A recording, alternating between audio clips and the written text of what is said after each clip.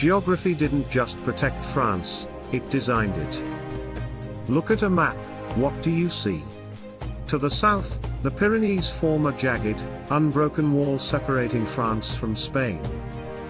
These aren't gentle hills, they're an iron curtain of rock and snow. Armies rarely crossed them, and civilizations rarely merged across them. Now turn east, the mighty Alps rise up like a barricade. They block movement from Italy and Central Europe with sheer, unforgiving terrain. Napoleon crossed them once, famously.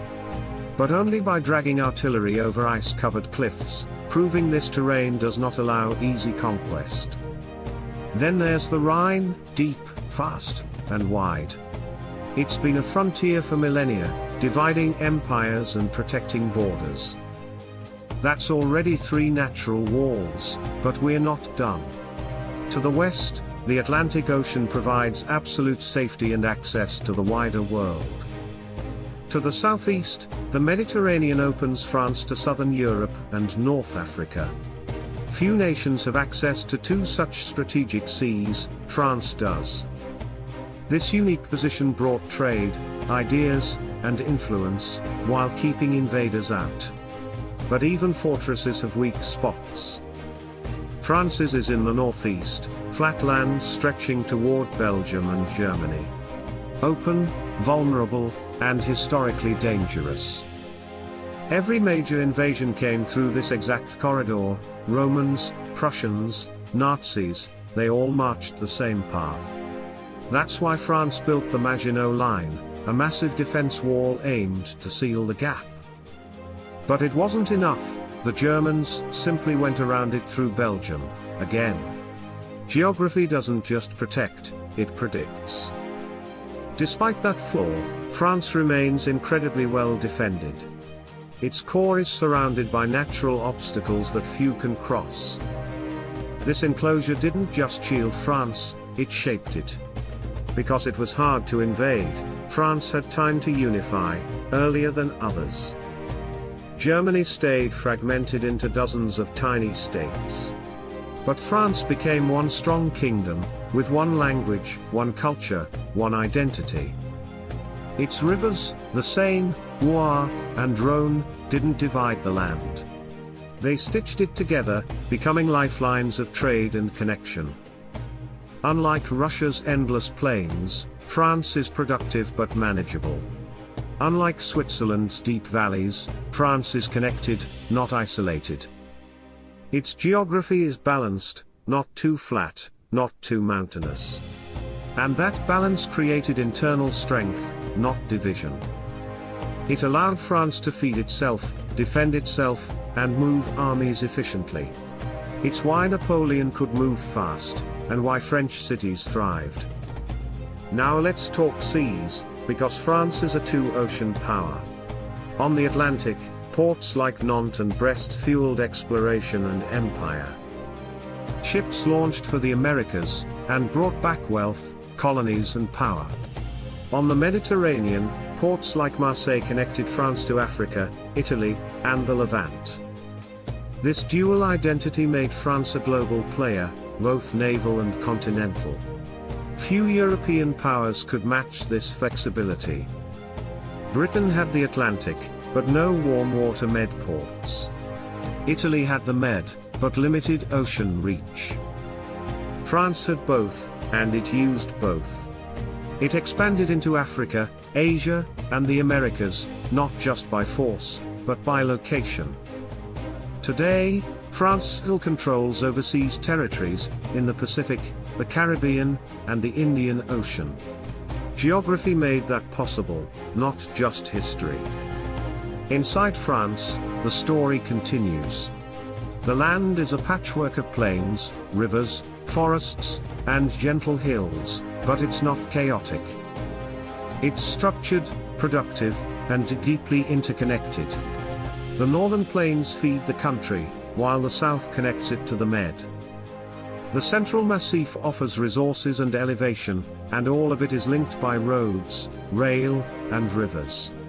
That's not coincidence, that's geography at work. France's shape helps too, it's compact, circular, and easy to govern. Unlike thin or fragmented countries, France has a strong center and short supply lines. This helped create one of Europe's most centralized states, and let it project power while maintaining internal cohesion. So let's recap. France's strength isn't about brute force, it's about location and design. Mountains, rivers, and seas protect its borders. Flatlands and rivers connect its people. Its only vulnerability is predictable, and that matters in war and peace. Because when you know your weak spot, you can defend it better. France is not just a country, it's a strategy. And nature was its architect. France isn't just a country, it's a fortress. A nation shaped not only by history, but by geography. Its strength doesn't come from endless land. It comes from how that land is protected and limited by nature itself. Let's start with the basics: location. France sits in Western Europe, between the Atlantic and the Mediterranean. This gives it rare access to two major seas. But more importantly, it defines its natural borders. To the south rise the Pyrenees, a massive wall separating France from Spain. To the east stand the towering Alps. Not just beautiful, but nearly impossible to cross in wartime. To the west, the Atlantic Ocean, an enormous shield against invasion. And to the southeast, the Mediterranean, a gateway for trade, culture, and influence. On paper, this looks like paradise. But there's one weak point. The northeast? Flat, open, and exposed, stretching toward Belgium and Germany. And guess what? Every major invasion of France came through this exact corridor. Napoleon's enemies, the German Empire, the Nazis, all used this route. It's the only direction France cannot naturally seal off. That's why France built the Maginot Line, a massive defense system along that vulnerable frontier. But nature still had the final say. The Germans simply went around it, through Belgium. Geography doesn't just protect. It also predicts. France's enclosure didn't just keep enemies out.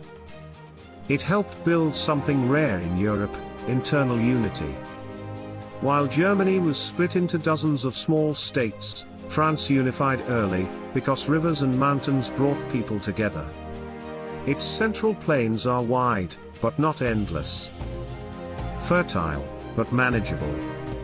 Unlike Russia's vast, undefended steppes, France's geography is productive, without becoming a burden. It's not flat enough to invite chaos. It's not mountainous enough to isolate its regions. This balance created something powerful, a centralized state with deep agricultural roots and national cohesion.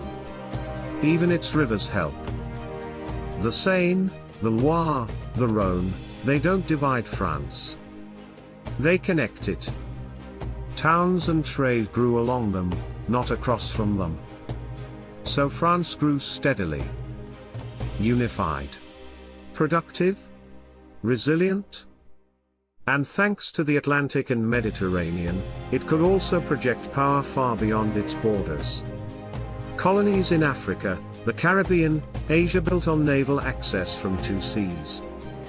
That's the hidden strength behind France's geography. Not just defense, but reach. It could fight on land, and sail to shape the world. And very few European powers could do both. In short, France is enclosed, but never boxed in. Its borders are nature's masterpiece. Its geography, a quiet superpower. So next time you look at a map, remember? France isn't just a place. It's a strategy.